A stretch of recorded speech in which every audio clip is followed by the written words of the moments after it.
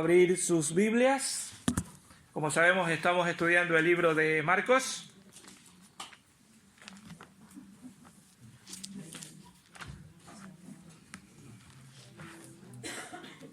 El libro de Marcos, capítulo 9.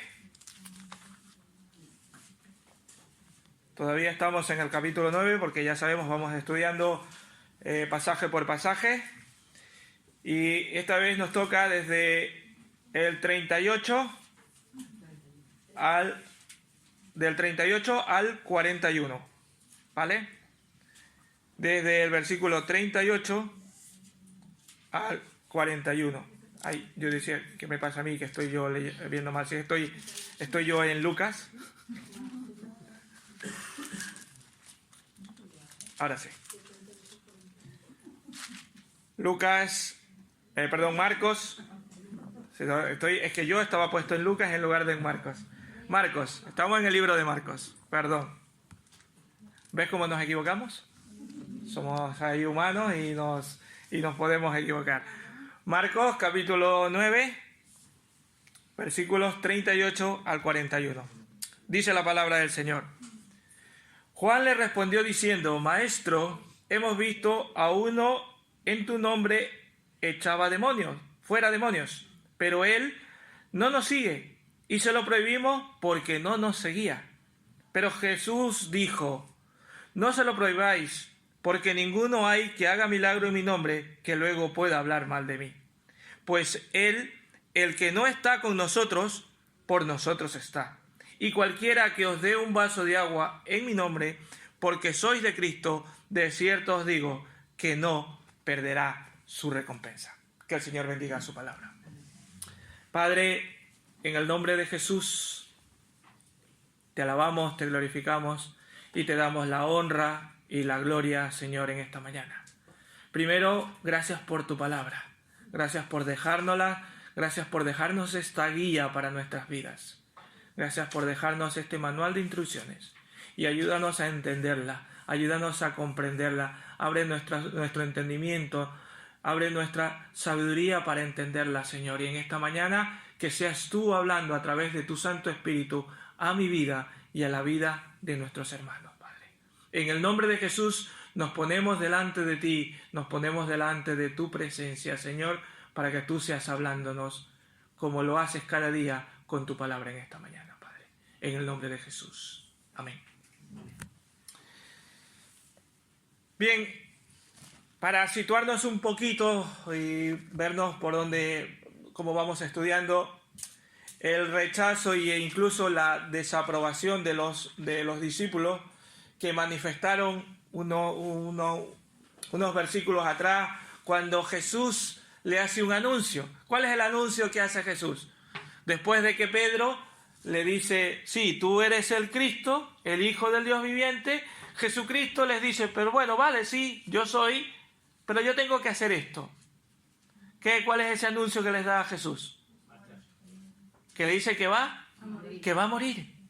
Y eso no les sienta nada bien a los discípulos, ¿verdad?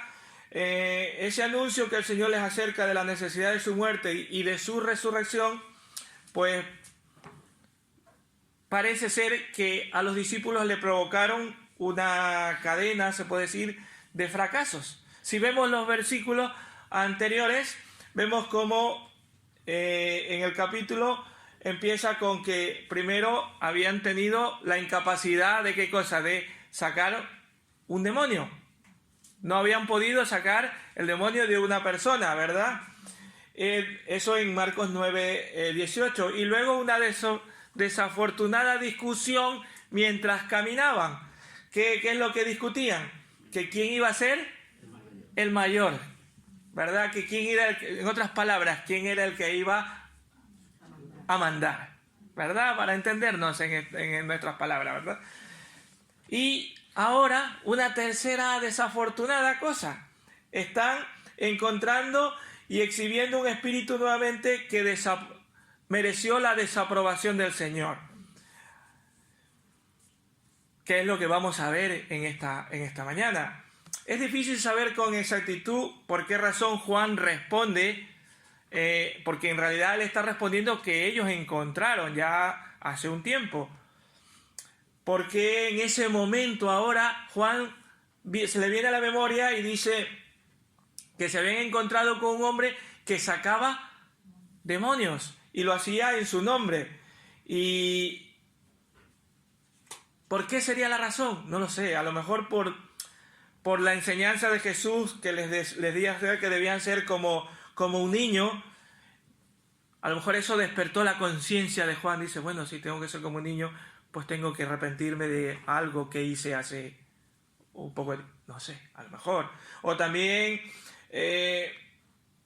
quizá a la luz de lo que Cristo acaba de decir, habían empezado a preguntarse que se habían actuado correctamente hace un tiempo.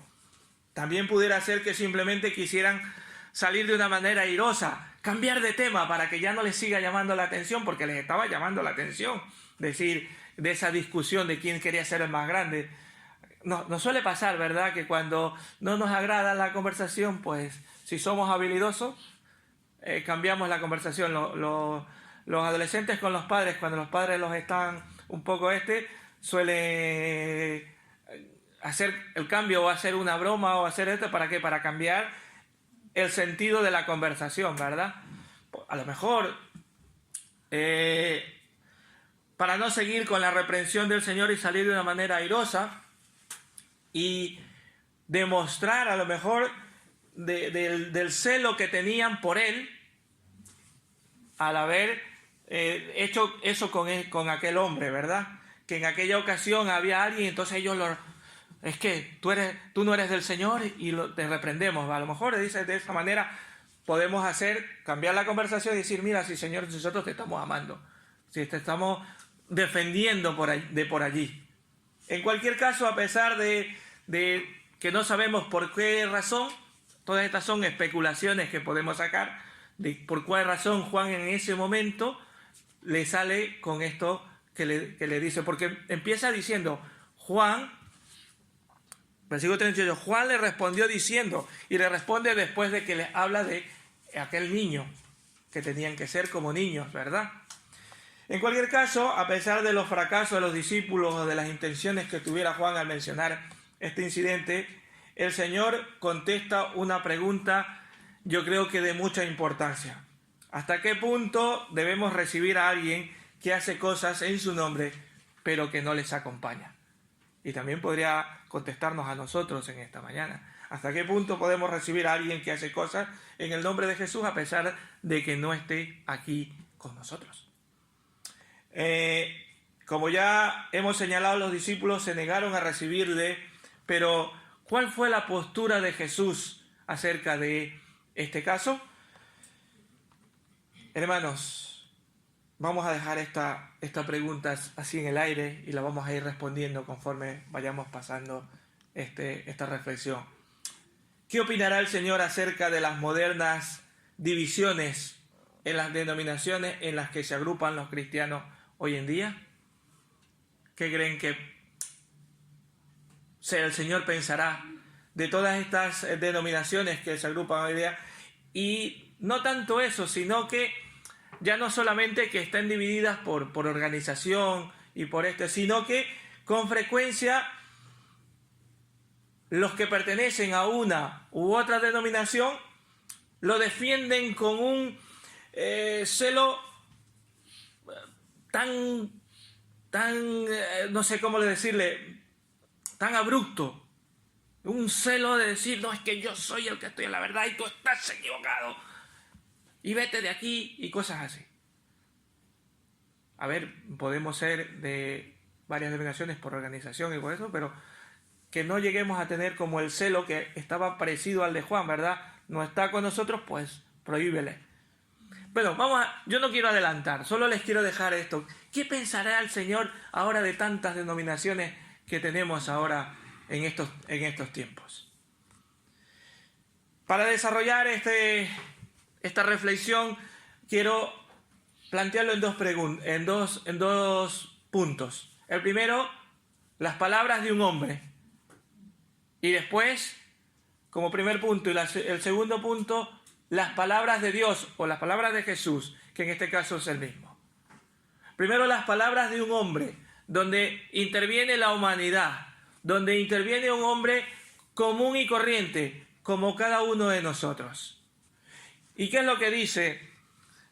Juan le respondió diciendo: Maestro, hemos visto a uno en tu nombre, echaba fuera demonios, pero él no nos sigue y se lo prohibimos porque no nos seguía o porque no nos sigue.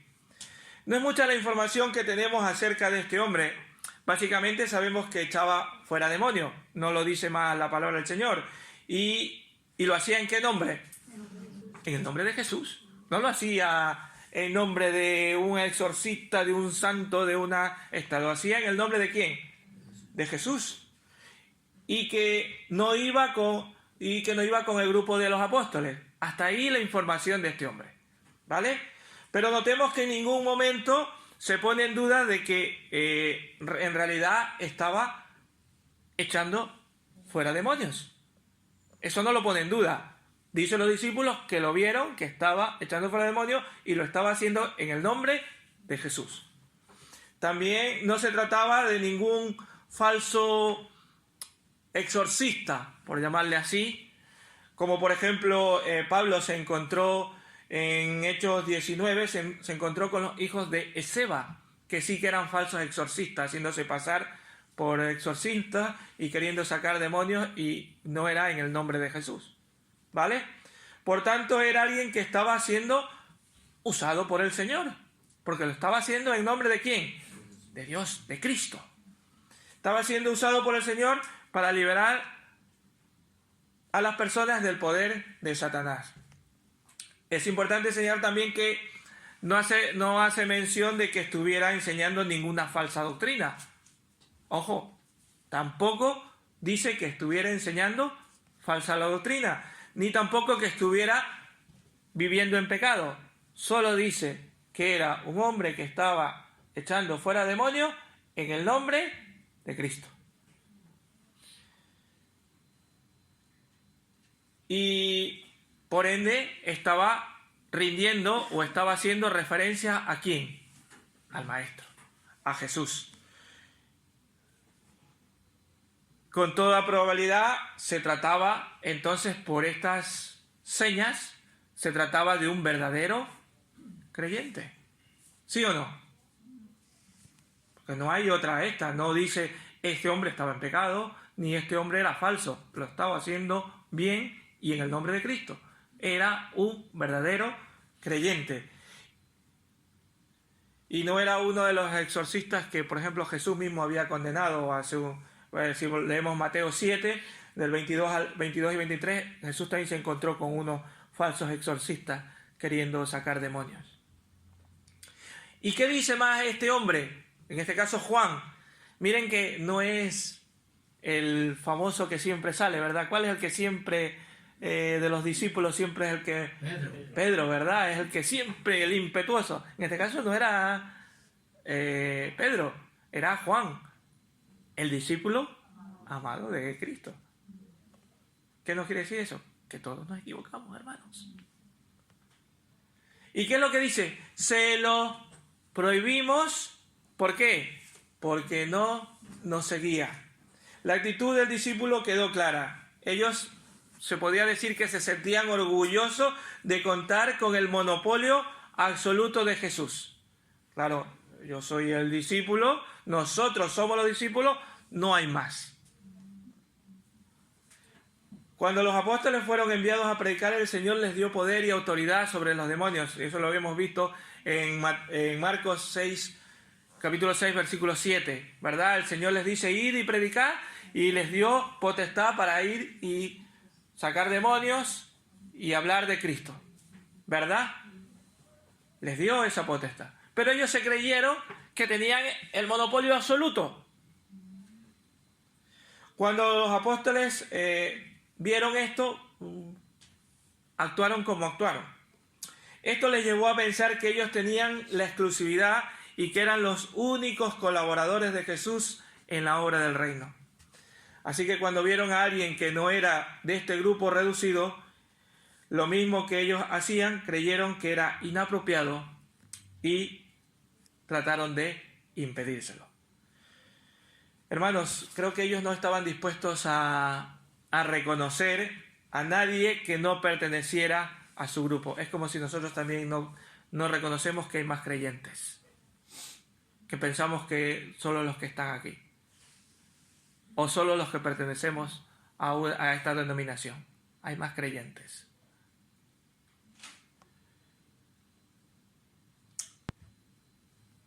Notemos cómo se puede decir que se manifiesta un espíritu sectario. ¿Qué quiere decir sectario? De una secta. Porque el espíritu de una secta es cuando solo tienes un grupo y solo tienes que hacer como yo te digo, cuando te digo y cómo te digo. ¿Verdad? La clave está en el motivo por el que los discípulos le prohibieron que siguiera echando fuera demonios. ¿Cuál fue el motivo? ¿Por qué? Porque no lo seguía. La preocupación de Juan no tenía que ver con el hecho de que no viera al hombre suficientemente dispuesto a identificarse con Cristo. Creo que lo que él estaba diciendo es que como no nos sigues y como no me sigues, en este caso a ellos, pues Jesús los va a desaprobar. Pero el pasaje nos deja con una fuerte impresión de lo que realmente desagradó a los discípulos no fuera que el hombre no lo seguía, sino que no lo seguía a ellos. Todo este asunto era realmente, podríamos decir que triste, porque hacía muy poquito tiempo que ellos mismos no habían podido ser capaces de echar fuera demonios a un muchacho que le trajeron. Pero ahora querían impedir o habían impedido que otra persona que sí tenía el poder lo pudiera hacer. Juan demuestra aquí un espíritu, podríamos decir, de intransigencia impropio de un hijo de Dios. Había encontrado a un hombre echando fuera demonios en el nombre de Jesús y se lo había prohibido, porque no se identificaba con ellos. Y hermanos, a veces nosotros también pensamos que tenemos el monopolio. Hay muchas denominaciones, no con todas coincidimos en algunas cosas, pero eso no quiere decir que no sean hijos de Dios. Esta mañana oraba con algunos ancianos de la Asamblea de Hermanos a la cual pertenecemos. Y justo el presidente decía, cuando íbamos a orar, decía, oremos por la unidad de la iglesia. Y no me refiero a la unidad de la asamblea de hermanos, me refiero a la unidad de la iglesia como tal. No importa que seamos diferentes o que no estemos de acuerdo con alguna cosa u otra, el Señor ya se encargará.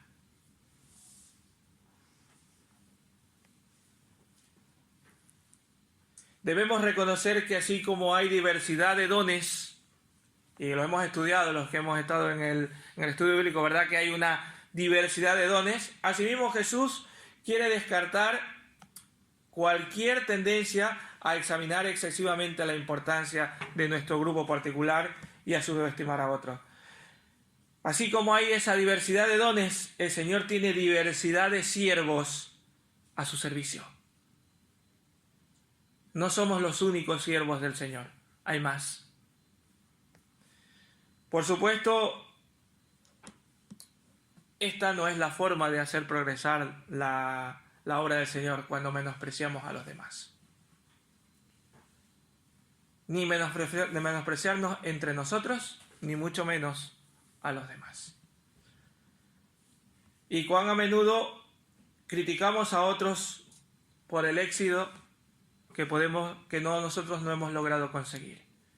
Hay alguna vez me han dicho algún hermano, es que nuestra iglesia no sé qué, y mira la otra iglesia, es que hacen no sé qué y hacen... ¿Por qué tenemos que preocuparnos? Preocúpate por tu vida. Preocúpate delante del Señor cómo está tu vida. Da gracias al Señor porque aquellos están teniendo éxito y están adorando al Señor. Como digo, desgraciadamente en estos tiempos sigue siendo así. Pero eso no es lo que quiere el Señor. Y ahora viene como segundo punto, las palabras de ¿quién? De Jesús, las palabras de Dios. Hasta aquí las palabras de un hombre. Como segundo punto, las palabras de Dios. Y entonces vemos el versículo 39. Pero Jesús dijo, no se lo prohibáis, porque ninguno hay que haga milagro en mi nombre que luego pueda hablar de mí. Lo primero que dice es, no se lo prohibáis. La postura del Señor quedó clara. Él no admitía el espíritu sectario de los discípulos. Saben que esto no era la primera vez que pasaba. Ha pasado en muchas ocasiones, y de hecho Moisés en una ocasión se enfrentó a un caso similar cuando un joven vino diciéndole que dos hombres, se llamaban Eldad y Meldad, estaban profetizando en el campamento, y en lugar de hacerlo junto a los otros en el tabernáculo, en lugar de hacerlo donde pensaban que debían hacerlo, lo estaban haciendo en otro sitio. Y Josué le dijo que se lo impidiera. Ve y impídeselo. Pero Moisés dijo, no. Lo voy a leer. Dice el número 11, 25, dice, le respondió Moisés, ¿tú tienes celo por mí? Ojalá todo el pueblo de Jehová fuese profeta, y que Jehová pusiera su espíritu sobre ellos. Ojalá todos pudieran predicar la palabra del Señor con tanta potencia como lo hace algún hermano. Ojalá nosotros también podamos predicar la palabra del Señor a todo el que se nos cruce por delante. Pero a veces tenemos miedo. Pero criticamos al que lo hace. Desgraciadamente, este espíritu intolerante ha sido causa de algunas páginas negras de la historia de la Iglesia. Esta forma de ver, de intolerar las cosas, ha sido algunas desagravios o de malos momentos de la Iglesia de Cristo. Y no hablo de la iglesia de aquí de Vista Alegre, estoy hablando de la iglesia en general, porque hemos escuchado en muchos sitios donde por no tolerar, por no ver lo que está haciendo para la obra del Señor, pasar dificultades y luego pasar una catástrofe dentro de esa iglesia. Le sigue diciendo el Señor, ninguno hay que haga milagro en mi nombre que luego pueda decir mal de mí. El Señor dijo que aquel hombre, en otras palabras, estaba con él, que estaba en su espíritu, ya que echaba fuera demonios en nombre de ¿quién? En nombre de Cristo. Y que lógicamente también hablaría bien de él.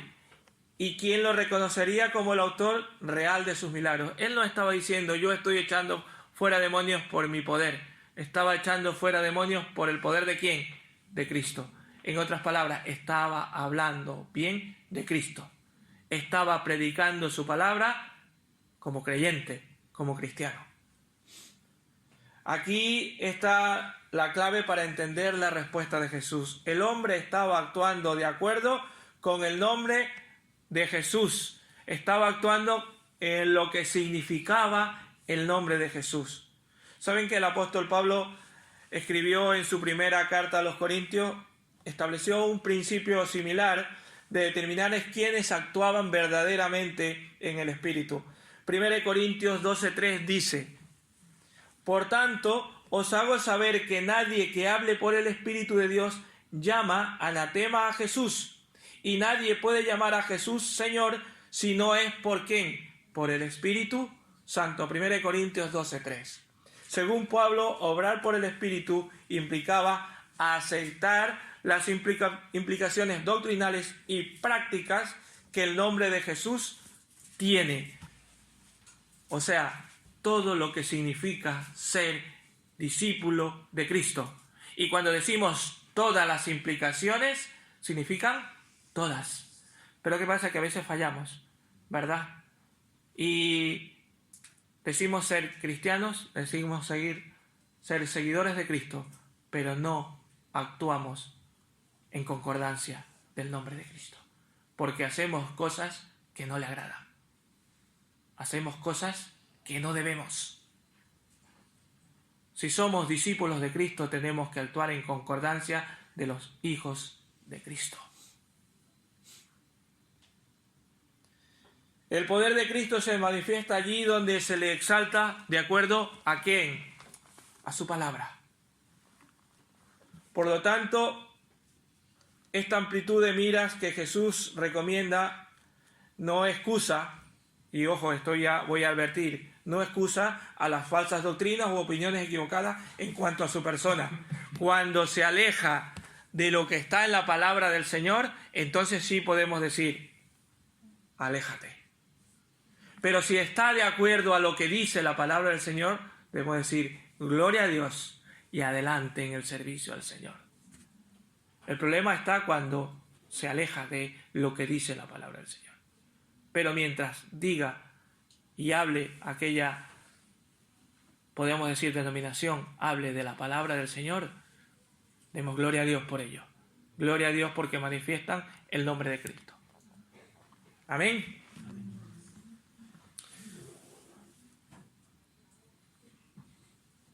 Alguien que estuviera enseñando cosas falsas acerca de Jesús estaría claramente del lado del diablo.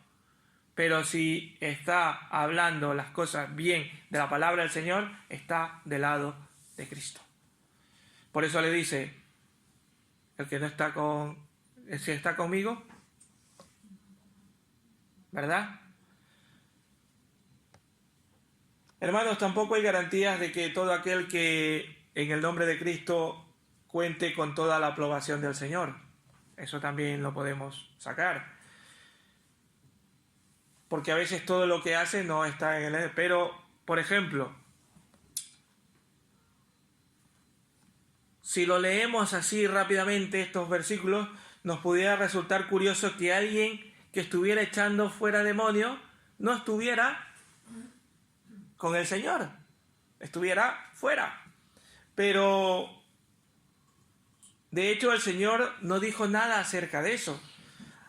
Lo que no debemos olvidar que el Señor mismo será el que, cuando venga por segunda vez, juzgará toda cuestión y toda lealtad y toda obediencia. Él tomará cuentas a cada uno, a los buenos y a los malos.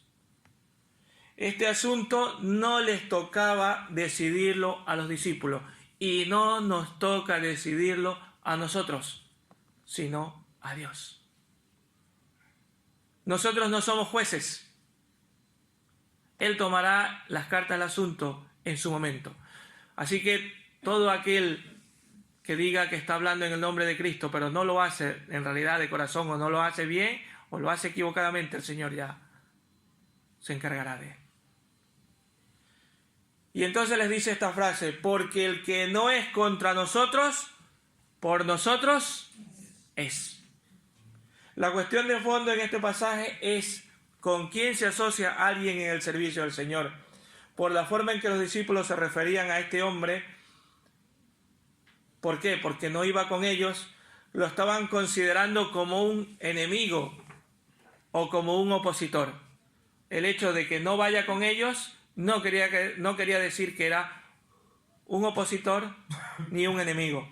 El Señor estaba enseñando que debían considerarle a alguien como de lo que, de los nuestros, a pesar de que no estuviera con ellos. Entre los cuales el Señor también se incluía, los nuestros. No dice entre ustedes, los nuestros. Hermanos, si hoy creo que necesitamos oír esto en una iglesia fragmentada como la tenemos hoy en día, lamentablemente. Hoy debemos, creo que, escuchar también al Señor Jesús que nos dijera esta frase, porque el que no es contra nosotros, con nosotros es, por nosotros es. Porque en estos tiempos la iglesia está fragmentada por muchos lados. Hay muchas denominaciones. Ya, si nos vamos un poco más, doctrinas, razas, nivel de socioeconómicos, una nación liberal conservador, otras con acción social evangélica, en fin, tantas cosas. Y siempre estamos tentados a pensar que los cristianos que están en otro lado no son cristianos. Inclusive, sin irnos más lejos, a veces pensamos que los cristianos que están del otro lado de la valla, estoy hablando de aquí cerca, no son creyentes. Lo he escuchado. Hermanos, les puedo decir que a veces son más creyentes que nosotros. Estoy hablando de aquí, del norte de África o de África. Hermanos, ellos pasan mucho más persecución y son mucho más fieles que nosotros. Nosotros estamos aquí tranquilos, sentaditos, con aire acondicionado, sin ningún problema. Y ellos para alabar a Cristo tienen que vérselas y deseárselas. Y están firmes, sin ningún problema. Y no están criticando a los demás. Y no están hablando de los demás. Y no están metiéndose en problemas, sino viendo a Cristo. Pero nosotros tenemos todas las comodidades, pero aún así los consideramos como que no son creyentes. Cuidado, hermanos. Cuidado. A veces ellos son mucho más fieles que nosotros. Además les dice, versículo 41, y cualquiera que os dé un vaso de agua en mi nombre, porque sois de Cristo, de cierto os digo que no perderá su recompensa. El Señor les llama la atención diciendo, no solamente que no consideren a los demás que están hablando de Cristo, no consideren como discípulos, ni que no lo consideren, sino que además les dice que cualquiera que procure servirles, por insignificante el servicio que parezca, porque en este caso solo está diciendo un vaso de agua, por insignificante que parezca, no quedará sin recompensa. Y esto creo que es una gran enseñanza para nuestras vidas. No importa lo que ustedes hagan, por sea mínimo que hagan, si lo hacen para el Señor, si lo hacen de corazón para el Señor les recompensará. Pero lo que pasa es que a veces nuestro ego queremos que nos los reconozcan. A veces solo es algo pequeño, pero queremos que nos los publiquen, que los demás lo sepan. ¿Qué dice el Señor? Que lo que haga tu mano no lo sepa la otra. Pero a veces nosotros, nuestro ego, porque como somos humanos, ¿verdad? Queremos que lo que hacemos los demás lo vean. No, hermanos, si el que tiene que verlo es el Señor y el Señor lo está viendo. Ahora, si tú lo haces y ya lo estás pensando en que te lo publiquen, hermano, ya el Señor sabe tu corazón. ¿Por qué lo haces? Y ahora vamos a estudiar un libro, ¿verdad? En los estudios bíblicos una vez al mes. Esos cambios, ¿qué es lo superficial o es profundo? Lo que tú estás sintiendo, lo que haces por el Señor.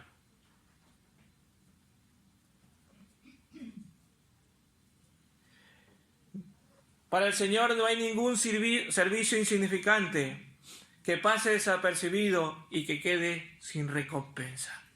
El Señor es tan justo, nosotros somos injustos y nos olvidamos de lo que hacen los demás. En este caso era echar demonio en el nombre de Jesús. Podría parecer algo espectacular, ¿verdad? Mientras que dar un vaso de agua puede ser solo una cosa muy corriente, muy insignificante. Sin embargo, el Señor estaba prometiendo recompensar cualquier cosa que hagamos por el amor a su nombre. La clave está aquí. ¿Amamos o no amamos a Cristo?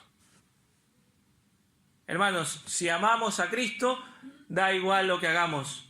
No necesitamos que se lo publique, porque el Señor ya lo sabe. Y Dios sabe que en mi corazón estoy dándole de corazón ese servicio para Él, por muy pequeñito que sea. La lógica de lo que el Señor estaba diciendo es que Él considera un vaso de agua dado a una persona que sea de Cristo lo considera como que se lo está ofreciendo a Él mismo.